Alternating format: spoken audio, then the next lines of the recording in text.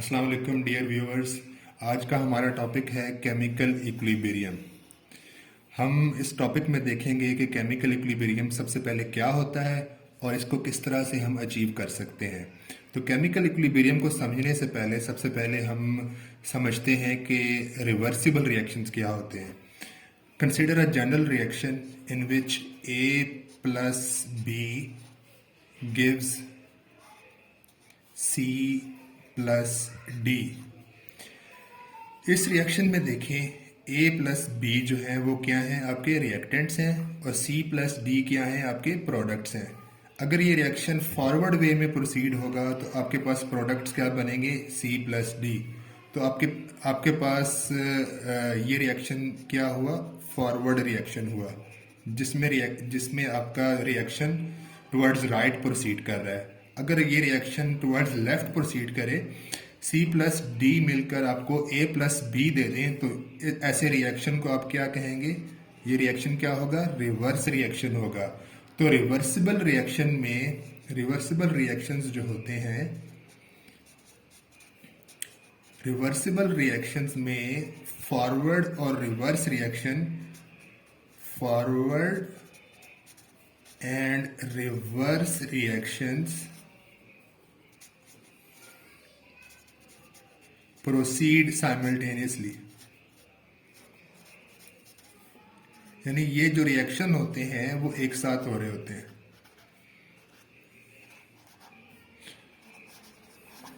अब हम कुछ एग्जांपल्स ले लेते हैं रिवर्सिबल रिएक्शंस की, जिससे आपको आइडिया और क्लियर हो जाएगा कि रिवर्सिबल रिएक्शंस क्या होते हैं। फॉर एग्जांपल, एडिशन रिएक्शन है जिसमें हाइड्रोजन मिलता है आयोडीन के साथ और आपके पास बन जाता है hydrogen iodide.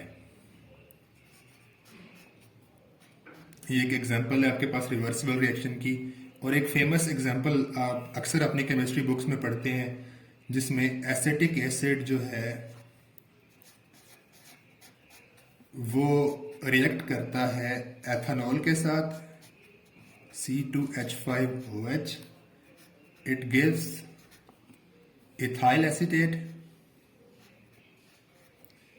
CH3COO C2H5 plus water. एक और एग्जांपल लेते हैं जिसमें डीकम्पोजिशन हो रही है फॉस्फोरस पेंटाक्लोराइड की। जब फॉस्फोरस पेंटाक्लोराइड की डीकम्पोजिशन होती है तो वो कन्वर्ट होता है फॉस्फोरस ट्राइक्लोराइड में और क्लोरीन गैस में। यहाँ तक मैंने आप लोगों को बताया कि रिवर्सिबल रिएक्शन क्या होता है। रिवर्सिबल रिएक्शन ऐसे रिएक्शंस होते हैं जो कि फॉरवर्ड और रिवर्स वे में प्रोसीड करते हैं साइमल्टेनियसली। और ये कुछ एग्जांपल्स थी जिसमें आप देख रहे हैं कि फॉरवर्ड रिएक्शन भी हो रहा है और रिवर्स रिएक्शन भी साइमल्टेनियसली हो रहा है। तो ये कुछ मैंने आपको एग्जांपल्स भी बता दी हैं कि रिवर्सिबल रिएक्शंस में दो तरह के रिएक्शन पाए जाते हैं, जो कि जिसमें फॉरवर्ड और रिवर्स रिएक्शन होते हैं। अब हम बात करते हैं कंसंट्रेशन टाइम प्लॉट की। कंसंट्रेशन टाइम प्लॉट को समझते हैं।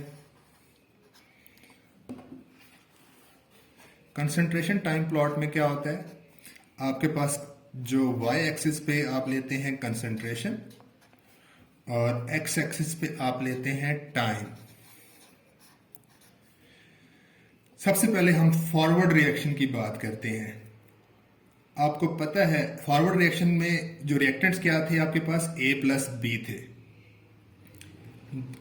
तो फॉरवर्ड रिएक्शन में क्या होगा, आपको पता है कि जब रिएक्शन फॉरवर्ड वे में प्रोसीड करता है, जब A प्लस बी मिलकर C प्लस डी बनाएंगे तो A प्लस बी कंज्यूम होंगे, तो उनकी कंसंट्रेशन जो है वो कम होगी विद रिस्पेक्ट टू टाइम।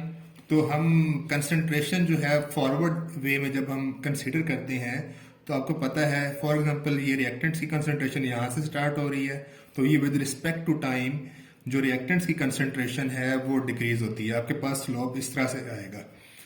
और ये किसके लिए है, ये रिएक्टेंट्स के लिए है। कंसंट्रेशन जो है जब फॉरवर्ड वे में आपका रिएक्शन प्रोसीड होगा तो कंसंट्रेशन रिएक्टेंट्स की क्या होगी, डिक्रीज होगी विद रिस्पेक्ट टू टाइम। अगर रिएक्शन आपका फॉरवर्ड वे में प्रोसीड हो रहा है तो आपको पता है कि रिएक्टेंट्स में A प्लस बी जो है वो कंज्यूम हो रहे हैं और C प्लस डी जो है वो आपके पास बन रहे हैं, तो कंसंट्रेशन C प्लस डी की इंक्रीज करेगी विद रिस्पेक्ट टू टाइम। तो यहाँ पर जो प्रोडक्ट्स होंगे, प्रोडक्ट्स की कंसंट्रेशन जो है विद रिस्पेक्ट टू टाइम वो इंक्रीज होगी। तो ये कर्व किसकी है? प्रोडक्ट्स की है। तो ये एक नेचुरल प्रोसेस है कि जब भी कोई रिएक्शन होता है, रिएक्टेंट्स की concentration with respect to time decrease होती है और प्रोडक्ट्स की concentration with respect to time increase होती है। अब इक्विलिब्रियम कैसे इस्टेब्लिश होगा? तो उसको इस्टेब्लिश करने के लिए हम कंसंट्रेशन टाइम प्लॉट को ही स्टडी करते हैं।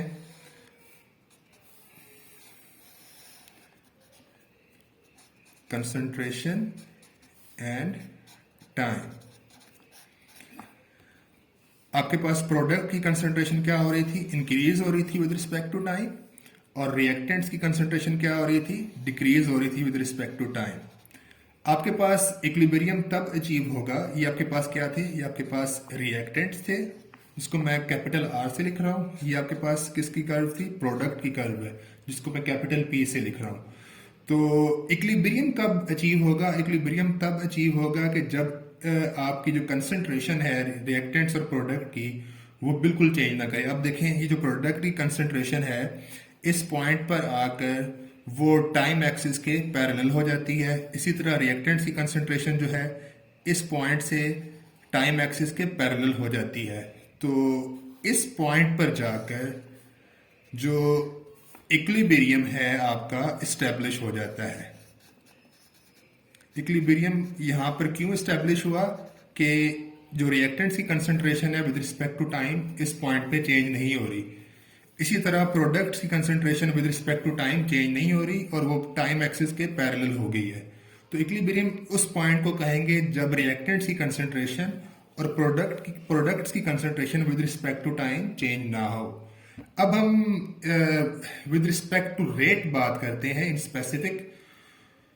तो उस केस में हम एक और प्लॉट ड्रा करते हैं रेट वर्सेस टाइम के अगेंस्ट।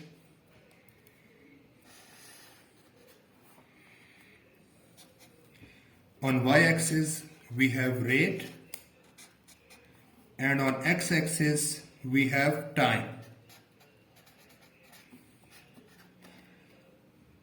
आपको पता है कि जब रिएक्शन प्रोसीड होता है, जब रिएक्टेंट्स जो हैं मिलकर प्रोडक्ट बनाते हैं, तो रेट ऑफ फॉरवर्ड रिएक्शन जो है वो विद रिस्पेक्ट टू टाइम वो डिक्रीज होगा।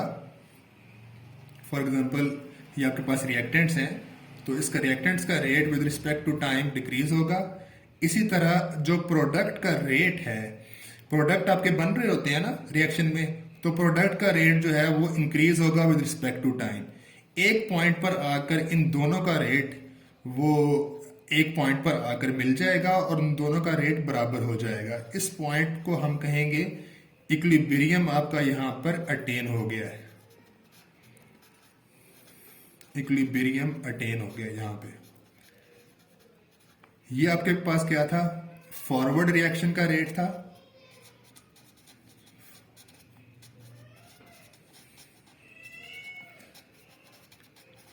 और ये आपके पास क्या था? रिवर्स रिएक्शन रेट था।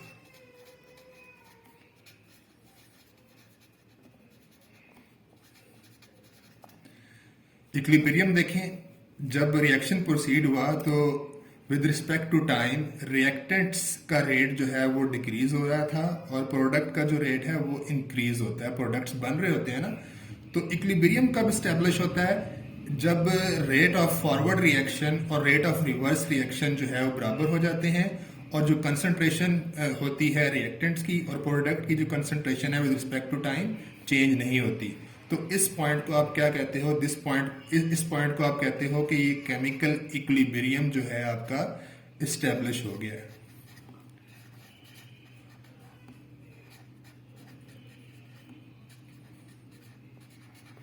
तो इक्विलिब्रियम को हम क्या डिफाइन कर सकते हैं कि chemical equilibrium is the state of reversible reaction when the two opposing reaction occurs at the same rate and the concentration of reactants and products do not change with respect to time.